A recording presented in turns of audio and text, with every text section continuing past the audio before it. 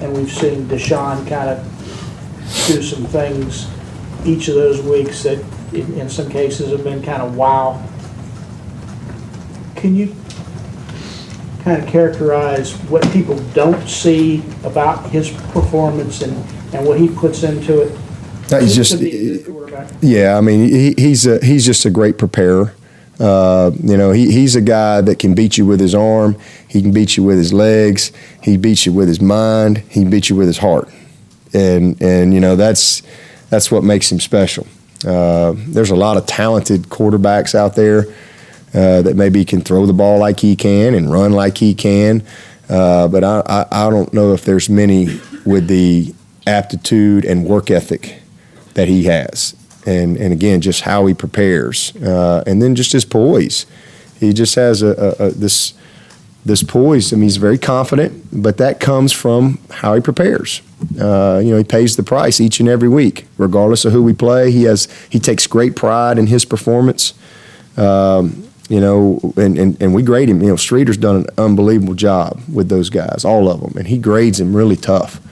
Little things, because the little things lead to big things, and he takes pride in the little things. The ball handling, his footwork, his cadence, the tempo, how he carries things out and how that affects the play. I mean, he's a very detailed guy, and it's literally like having a 10th coach on your staff. That he's kind of like a player coach. He's from a mentality standpoint, he's at that level. And the conversations that you had, I said that last year, dealing with him as a freshman, it was like talking to a senior.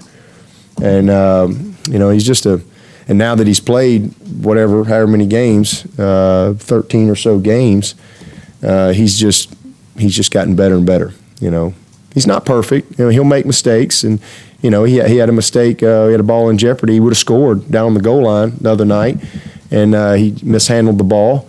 But he's just a guy that when he makes a mistake, he doesn't panic. He doesn't get distracted by his role. He embraces his role. He understands the platform that he has, and he also knows that his success comes from his attention to details. Have you ever seen him flustered or even a little bit out of sorts? No, not really. Not a lot at all. Nope. Very poised.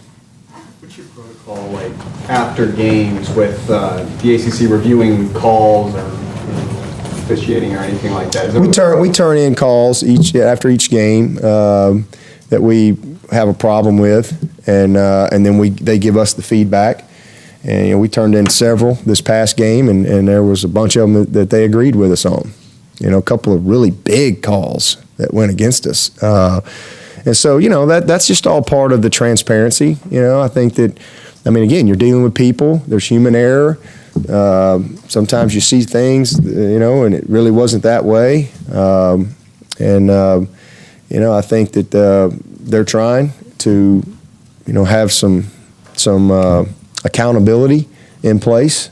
So that's, but definitely, mistakes are made by coaches, players, and referees. And so, we try to hold ourselves accountable, hold the players accountable, and then the ACC, tries to hold those refs accountable. We've got so much. And try to teach, try to get better. Just like we come in and we study the film, and we try to get our guys better, they're doing the same thing. They're studying themselves, and they have discipline in place, and they coach them up. Hey, why did you miss this? Okay, fundamental was wrong or whatever.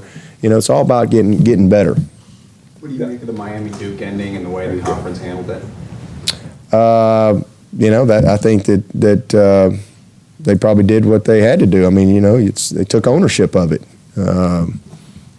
It's you hate to see a game come down to that, but they took ownership, and they're trying to have some accountability in place, and that's about it. Unless you can say.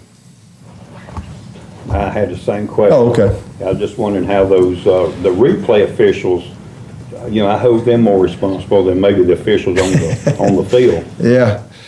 Well, Yeah, well, I mean, it's again, they're the same. They're in that same group as far as accountability and transparency and being evaluated each and every week. They are evaluated, and Mr. Hennigan, who's the head guy now since Doug Rhodes retired, he's serious about it, and it's his first year, and I think all those guys are evaluated each and every week, just like. From their perspective, maybe not in the public forum, it doesn't get thrown out there kind of like, the coaching and the players do, but it's going on. There's accountability in place, and as coaches, you just have to count on that they're going to do their part to get better too. Because again, we're all human and we all make mistakes. But that mistake, people could argue, costs do go in, and I mean some people think there should be something done to rectify that aspect of it. I've been on that side too. I mean, I've gotten a call on Friday with apologies and guys being suspended, and all that stuff as well. I mean, but it's just part of the game. I mean, it's just always been that way. You hate to see it. You're like, we got to get it right. How do we not get it right? But at the end of the day, you got to move on. I mean, as coaches, you got to move on. Get ready for the next one.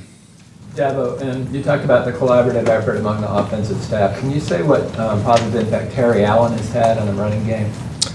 Oh, Terry's just been a great addition. It's been fun having him around. All those guys, Diamond Adams and Terry and, Pringle and Davis and, we've got Roscoe. We got a great group of students that are helping us out there on the practice field. But Terry has, been great for our young guys. I think he's really done a good job of developing relationships with each one of them. Those guys have great respect for him, and he's kind of a quiet guy, but I think he's had as much fun as anybody. Just kind of being engaged back at Clemson and just his role with us. But he's done a great job for us. Coach, I'm curious, like from years past to now with your team where they are in terms of an 8-0 start, do you see you guys as maybe less nervous going into big games, or were they ever nervous before? Just curious, do you see a different sort of attitude from the guys' approach going into games or on game day with, as you said, as you get higher there? Yeah, I mean, we were third in the country 2 years ago. I don't ever remember us being nervous going into a game. We're excited to play. But we just because you maybe don't play a good game doesn't mean you were nervous.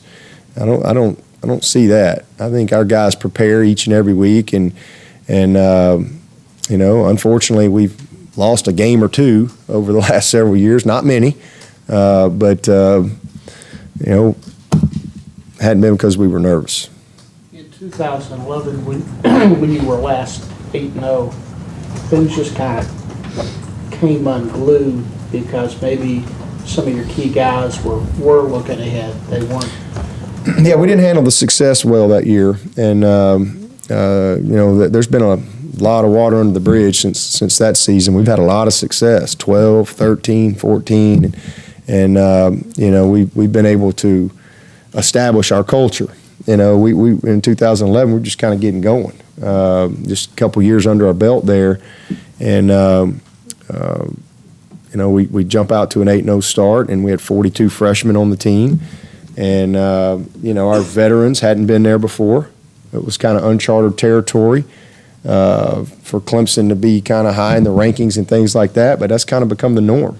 And that's been my goal since then, is to try to just consistently be a top 15 type of team. Because again, if you can hang in that area, then you're winning a bunch of games. And all of a sudden, the expectation, the mentality of your program, the buy-in to the way you do things, the culture, all of that stuff develops from that. And we didn't handle the success very well that year, and then we didn't handle the adversity well either.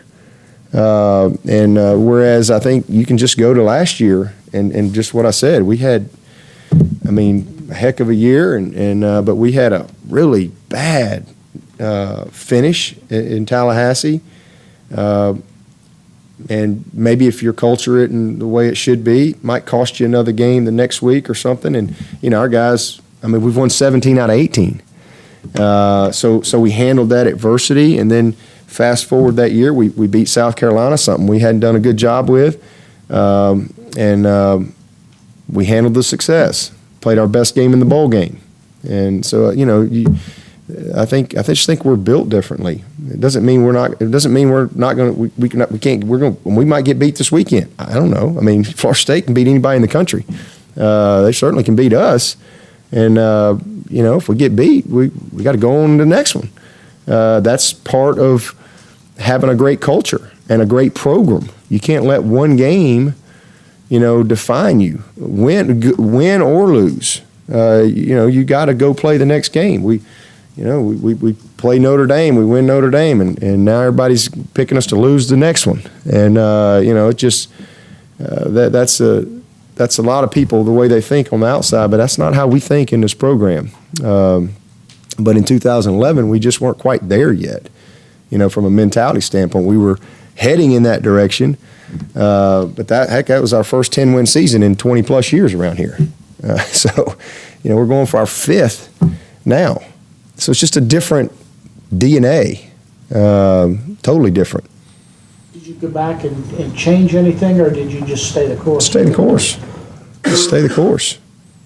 We just stay the course of what we set out to do in 09. We just continue to be who we are, do things the way I think we need to do them, recruit well, graduate our players, and and then we've had enough success on the field where all of a sudden things kind of take root, and then all of a sudden you look up and you're going for your 5th 10-plus win season, and you become very consistent. So that's something I'm proud of. But it's all about this game and this year, 2015, not 2011. We got a lot of these guys on this team were in like the 7th grade or something, 8th grade in 2011. So we got about 40 freshmen on this roster. And we're a young team. I think we've played the 3rd most freshmen in the country, 28 guys.